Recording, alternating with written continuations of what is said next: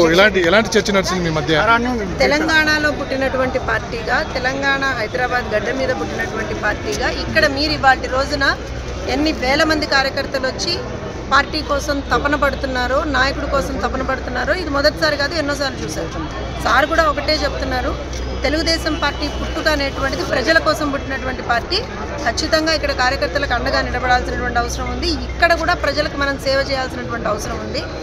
ఇప్పుడు ఇమ్మీడియట్గా ఒక మాట అయితే ఏం చెప్పారంటే, ఎంత వీలైతే అంత మ్యాక్సిమంగా వస్తాం, కానీ ఖచ్చితంగా నెలకొకసారి అంటే రెండో శనివారం రోజు పార్టీ ఆఫీస్కి వచ్చేటువంటి ఖచ్చితమైనటువంటి ఒక ఆలోచనలో సార్ ఉన్నారు. దాన్ని ఇంప్లిమెంట్ చేద్దాం అనేటువంటి ఆలోచనలో ఉన్నారు. ఒకటి.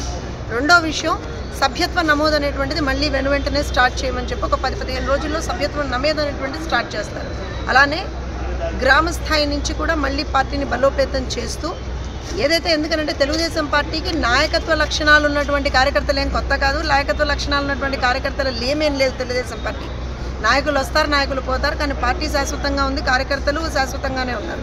ఇవాళ ఒక పిలుపుతోటి ఇన్ని వేల మంది కార్యకర్తలు వచ్చారంటేనే అర్థం చేసుకోవాలి పార్టీకి కార్యకర్తల బలం ఎలాంటిదన్నదో, అలానే పార్టీ మీద కార్యకర్తలకు ఉన్నటువంటి నమ్మకం ఎలాంటిదన్నది. సో ఆ కార్యకర్తల నమ్మకాన్ని నిలబడేట్టుగా చేసుకుంటూ రాబోయే రోజుల్లో కూడా అధికారం దిశగా, మళ్ళీ అధికారం వస్తే ప్రజలకి మంచి చేసే దిశగా, లేకపోయినా సరే ప్రజలకి మంచి చేసే దిశగా ఒక పోరాట పటిమతో తెలుగుదేశం పార్టీ తెలంగాణలో ముందరికెళ్తుంది. రాబోయే స్థానిక సంస్థల ఎన్నికల్లో మీరు పోటీ చేసే అవకాశం ఉంది? నేను మీకు ఇప్పుడు చెప్పినటువంటి దాంట్లో ముందరగా అయితే మా పార్టీ నిర్మాణం జరగాల్సినటువంటి అవసరం ఉంది.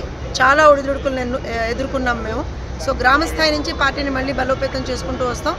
ఒక పొలిటికల్ పార్టీగా ఎన్నికల్లో పోటీ చేయాలని అనుకుంటాం. స్థానిక సంస్థలు ఏంటి, ప్రతి ఎన్నికల్లో పోటీ చేయాలనేటువంటి ఉద్దేశంతో మేము ముందరికి వెళ్తున్నాం. టైం కన్స్ట్రెంట్ ఏమైనా ఉంటే చెప్పలేం, కానీ స్థానిక సంస్థలతోటే మా ప్రస్థానం మళ్ళీ పునర్వైభవం దిశగా తీసుకెళ్లాలని చెప్పి మేము భావిస్తాం. మాకున్న సమాచారం ప్రకారం పార్టీ బాధ్యతలు మీరు తీసుకోబోతున్నారని చెప్పి వినిపిస్తున్న మాట.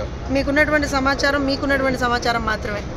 తెలుగుదేశం పార్టీలో సమాచారం నారా చంద్రబాబు నాయుడు గారి ఆదేశాల మేరకు రాష్ట్ర పార్టీ అలానే జాతీయ పార్టీ లెటర్ హెడ్స్ మీద వచ్చేంత వరకు కూడా ఏ సమాచారం కూడా విశ్వసనీయమైనటువంటి సమాచారం అని మాత్రం నేను అనను. ఇక్కడ ఉన్నటువంటి ఇన్ని వేల మంది కార్యకర్తల్ని చూస్తున్నారు మీరు.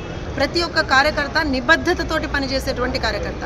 అలాంటి నిబద్ధత కలిగినటువంటి ఒక కార్యకర్తగా నేను కూడా ఒకటే మాట చెప్తున్నాను, అందరం కలిసి పార్టీని బలోపేతం చేసుకుంటాం. మీకు ఎలాంటి బాధ్యత ఇచ్చినా కానీ తెలంగాణలో మీరు ఆ బాధ్యత చేపట్టడానికి రెడీగా ఉన్నారు? నేననే కాదండి, ఇక్కడ ఉన్నటువంటి ప్రతి ఒక్కళ్ళం కూడా బాధ్యత ఇచ్చినా ఇవ్వకపోయినా సరే తెలుగుదేశం పార్టీ పునర్వైభవం కోసమే పనిచేస్తాం.